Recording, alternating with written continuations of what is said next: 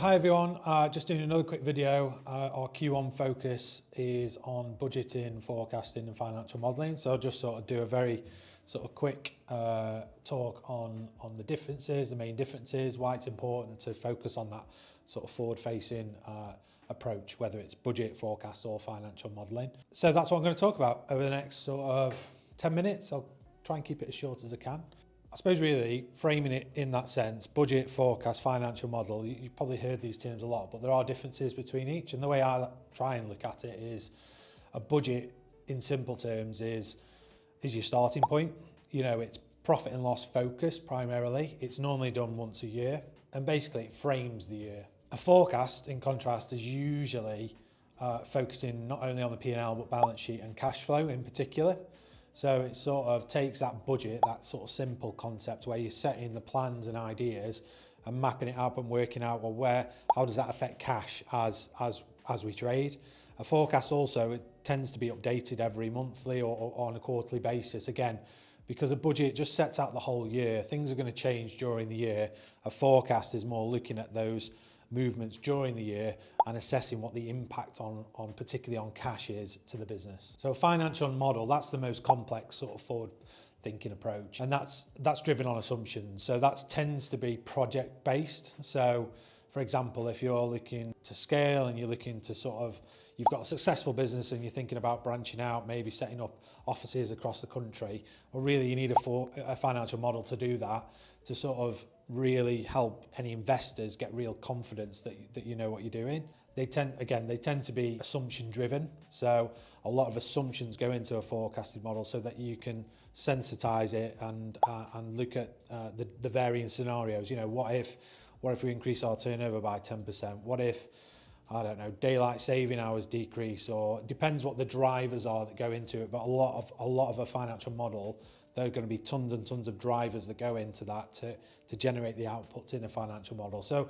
they're pretty complex in nature. They tend to be one-off and they tend to be for some form of investment appraisal. So I suppose the key questions for each of a budget, forecast and financial model are that, you know, a budget focuses on, can we deliver this plan?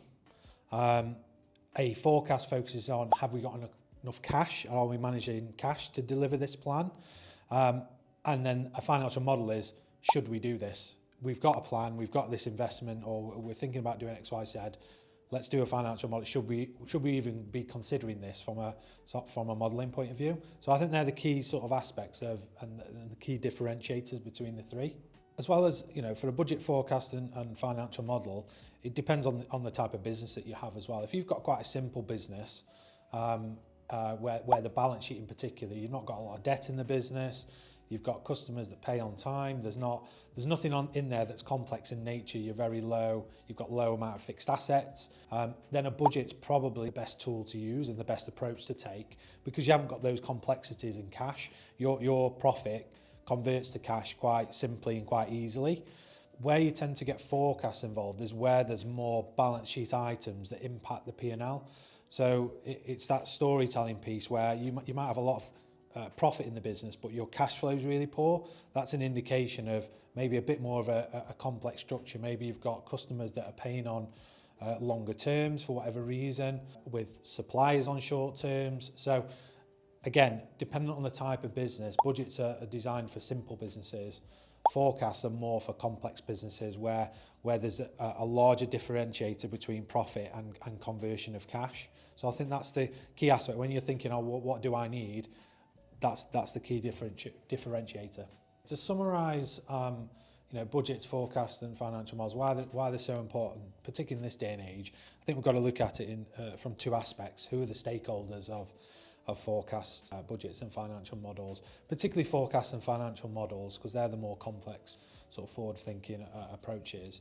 Forecasts are powerful tools internally. So, you know, they create that sort of goal setting for internal management and that accountability. So, you know, and that's really critical for growing businesses or businesses in general. Having that forward projection, it's really good if you're setting KPI targets. You can start to link to, you know, cash generation. You can start to link to reducing debtor days. There's so many things that you can do if you've got a forecast in place where you can set targets. So really powerful stuff internally if you do consider KPIs to motivate staff and keep that accountability piece. So really powerful tools, not just a tool for knowing what the future might hold. Well, use it as a goal setting tool as you're trying to motivate staff.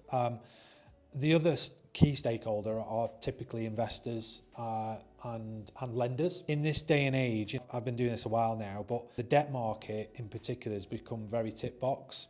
There aren't as many banking managers now as there used to be. There's not as many grey hairs sort of fighting your corner. So when you need the cash, you've got to have these forecast models in place to increase your chances of actually getting the funding that you need. If you don't, the bank will perceive that as more risk, and that's going to mean either higher interest rate because you're having to go to a more expensive lending market. Personal guarantees as well, they're a lot more common even on secured lending these days. So again, if you've got financial projections, you've got numbers, you've got analysis there, it builds this confidence and this trust in your business, which will help you because a lot of these terms are sort of negotiable when you're speaking to debt lenders. Or ultimately, in a lot of situations now, if you've not got financial forecasts in place, the chances of actually getting any funding are next to nil anyway in certain situations. They're the stakeholders. Internal, yes, used as a motivation tool, but also external. That time when you need the funding, think 10 years ago, probably further than that, you had a banking manager fighting your corner. That's not the case anymore. So what can we do to increase our chances of getting that lending? Forecasting is a massive tool, a massive, really powerful tool to increase the chances and for you to get cheaper debt finance. So something to consider. So what that means really is high quality projections are no longer optional. They're absolutely essential, in my opinion. Clear, accurate data gives credit teams confidence, speeds up appraisals, but also fundamentally it unlocks that finance that most businesses need to grow. So really important to really focus this year, I would say, on getting those financial models and forecasts in place to help your businesses grow.